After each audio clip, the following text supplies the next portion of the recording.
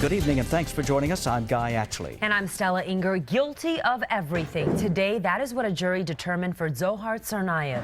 After nearly 12 hours of deliberations, they convicted him on all 30 counts that he faced.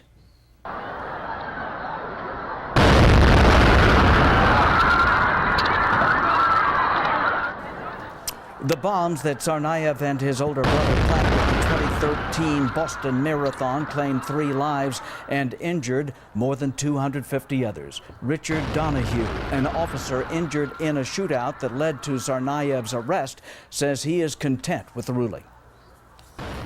It's not a day to celebrate. I guess you could call it a bittersweet victory. Not out there cheering for what happened, but I'm satisfied.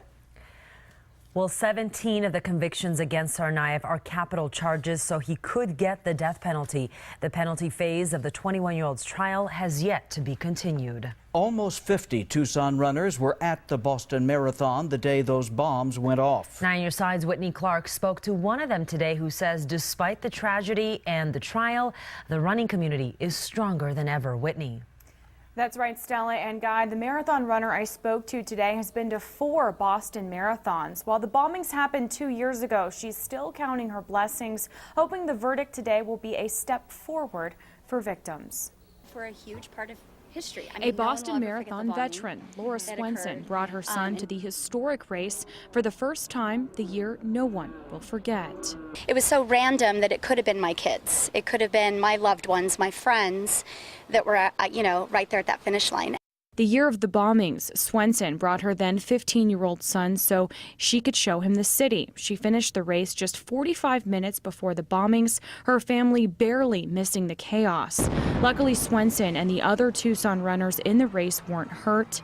Today's guilty verdict, a bittersweet victory for victims. While nothing can bring back the lives lost and fix the horrific injuries, Swenson hopes it'll help everyone move forward. I think it helps. I think it's a step in the right direction to know that he's going to pay for it, at some point. The year after the bombings, Swenson went back to the marathon. She says it was one of the biggest crowds she's ever seen. It was a city that wasn't going to give up and wasn't going to give in. Avid runners in Tucson say the bombings showed the world they're all Boston strong. Runners are disciplined, they're strong-willed, they're strong of body, even when they're weak of body, and just reminded runners to represent the best in humanity. Swenson says she hopes to go back to the Boston Marathon maybe next year. She says the race is steeped in tradition, and even more so now, it's an honor to run. Live in the newsroom, Whitney Clark, KGUN-9 on your side. Thank you.